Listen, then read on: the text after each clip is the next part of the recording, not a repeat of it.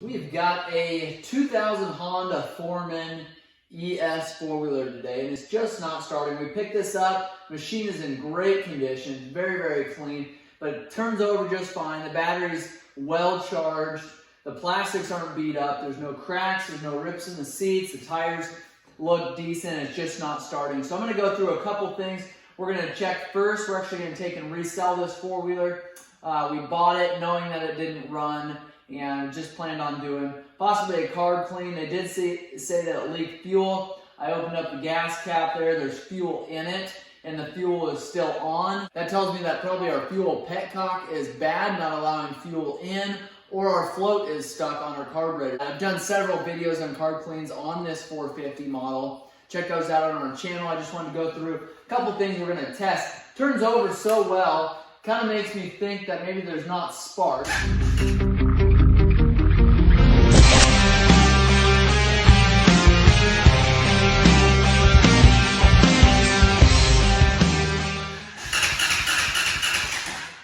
Turns over quick, doesn't sound like it's even trying at all. The fact that there's fuel in there, the fact that at one time it leaked fuel, kind of makes me wonder if maybe there's no spark. A couple different ways you can test that. Probably one of the easier ways would be to pull the spark plug, set it against the cylinder, and I'll show you how to do that. Just check spark that way. If that doesn't work or you don't want to mess with that, you can also take carbon choke cleaner. It probably isn't the best way of trying to start a four-wheeler, but just spray it in the intake. And if you get it to pop off at all, then it's got spark. So if it just tries to kick over and then shuts down right away, you've got spark. It's just a fuel issue. So I'm going to show you how to do that there. Pull your seat off, just a lever on the right-hand side of the seat. Pull your airbox lid here. There's 4 clips.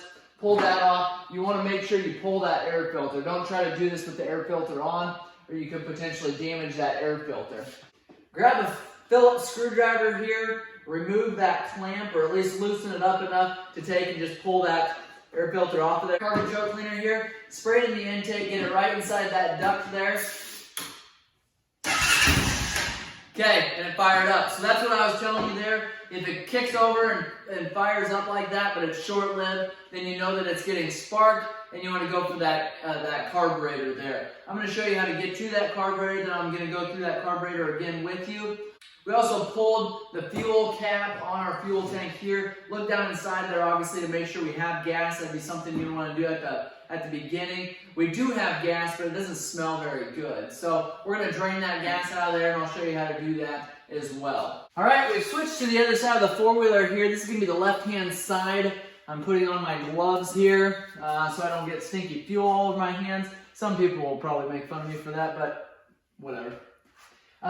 We've got the carburetor down in here. You actually wouldn't even need to pull the panels off either side to get to this carburetor. And I'll show you a picture from up above there so you've got a better idea what I'm doing, but I wanted to show you where this carburetor is. We've got the airbox lid off, obviously.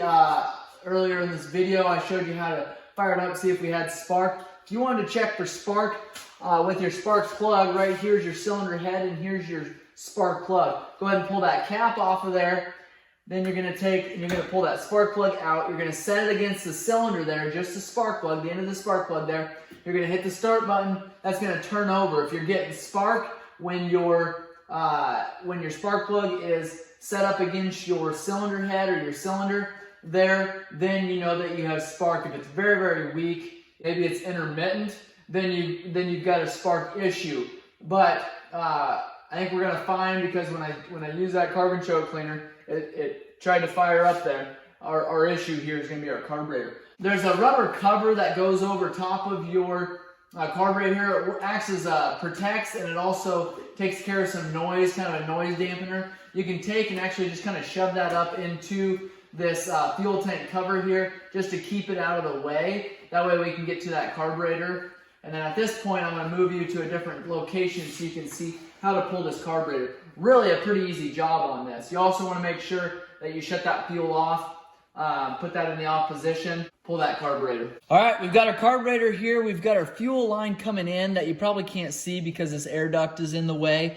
We've got our top cap here. We've got some other vent lines here. We've got our choke cable running down here, our throttle cable over here. A couple things we have to take off. This vent line here isn't going to be hard to do. Just take and pull that off. This vent line that kind of is an arc here, that can actually stay on the carburetor while we pull it off. We've got a Phillips screw on this clamp here, a Phillips screw on the clamp that attaches to the cylinder head, and then we've got a throttle cable cover Phillips screw over on this side that we're going to have to remove. I would start by taking the clamp off at the air filter, and then figure out where that clamp is on the engine side of the carburetor. You want to loosen these up enough to where you know that you're not going to catch on them. So even if they can spin, a lot of times I'll loosen them up even more than that, just because I don't want to have issues with them spinning.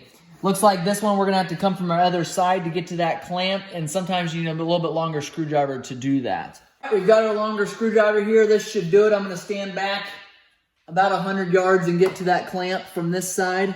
We're going to get that clamp loosened up here, spin it again until you know that you're not going to have an issue with it sticking. I am going to take and pull this side cover off. Just a couple rubber grommets here to pull this cover off. That's going to allow us to see in here a little bit better. We can actually take our hands and get underneath here and turn it and do what we need to do there. Now we can take, being really careful you don't damage that choke cable, and actually there's more tension on it, more tension on the choke cable than the throttle cable. So what I'm going to do is actually turn it this way a little bit so I can get to our choke cap there, and I'm going to remove that plunger just to get that out of the way. What you'll see a lot of times, if you crank on this carburetor too much either direction, because of these caps on the choke cable being plastic, they do have a tendency of breaking, and then you've got to replace that cap or that choke cable depending on how Honda sells it. We can get into that throttle cover there just by turning it just a little bit. So while I'm on this side, I'm going to remove this throttle cover here, which isn't hard to do. Just, again, a little Phillips screw. Going back together, just remember, you don't have to crank on these things. They don't need to be extremely tight. Now you can take that cover there, just take it off. You'll see on the bottom there is a tab that slides into a groove on the bottom of that carburetor. Just make sure you don't take and pull that cap straight out. You kind of fold it down. Now you take a 10 millimeter, loosen this lock nut here. Lock nut is loosened. Now take and spin that entire screw, which is actually the cable itself.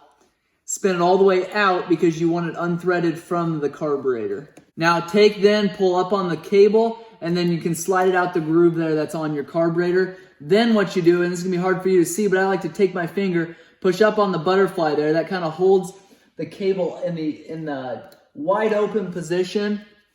If you're giving it full throttle, this will be the same position there, but you want to take all the tension off of that cable so that you can work the cable out of that groove there. And I believe I've showed you this in other videos, how to remove the cable off of the carburetor itself, but I don't know that I've showed you how to do that while on the four-wheeler. So set that aside. Now we can take and actually turn our carburetor over a little bit, still being careful not to damage your choke cap here. We've got our fuel line coming in from our fuel tank there. We can remove that at this time. The way I'm going to do this is take side dikes and get in behind that fuel cable there after we've got the clamp off of there, and then just kind of push it off just like that. Now it looks like here somebody's put on a fuel filter that is not the right size. It's a very, very large fuel filter here. Now we've got even more room. We can turn that sideways a little bit more. Take our 14 millimeter wrench, loosen this cap. You want to make sure you use the right size wrench so you're not destroying that plastic cap, and then you can take and just spin that cap off of there. A lot of times you'll see while you're doing this, your rubber cap that's on the top of your plastic cap there is going to try to want to spin with you. That's okay, whether it stays in one position or spins with you. You just want to make sure that you're not twisting the entire cable there, because you can break that cable, and then you've got to replace that cable, which isn't a terrible job, but it's just a little bit more difficult fishing this cable through the panels there, up through your steering stem and up to your handlebars. So if you can do without breaking that cable, it's best.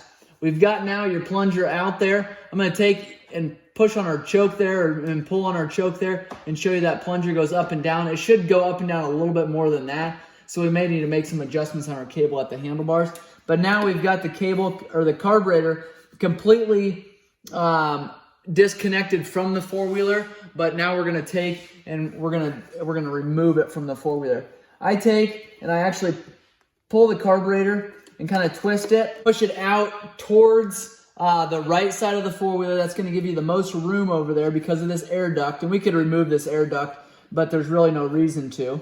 Just be really careful you don't damage any components on the carburetor itself. Like we've got your fuel inlet coming in here. We want to make sure we don't hook that on a boot or anything. The other thing that you can do, just to give us a little more room here, I'm going to actually take these clips out of here so I can take and push this air box back a little bit farther. That'll give us enough room to slide that carburetor out of there with no issues. You can see there the debris and the dirt that's in this carburetor. This thing definitely needed clean. All right, once you get your carburetor to this point here, you do have electrical wires running to a small heater here that will need disconnected from the other side. Moving around to the other side here, I want to show you where I'm taking these wires from. We've got that heater that runs down in behind this frame rail. Right here is a harness, and that is the connector that you need to remove there. So what you do is you can take a small flat screwdriver, you push in on the clip behind this connector, and it's really hard to explain. I'll show you that when I have the carburetor off.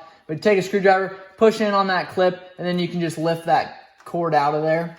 And then you can take and remove your carburetor at this point. So right now we've got the carburetor off. That's what it looks like there. I'll be going through and rebuilding this carburetor. I got a carb kit for it. We're going to put that in. Sometimes you don't actually need the carb kit. You just need a good carb cleaning. But just based off of that this carburetor's been leaking fuel out of it, I wanted to put a new needle seat in there. So I'm going to show you how to do that at this point. I'm going to take you over to my lift, and we're going to pull this apart here. All right.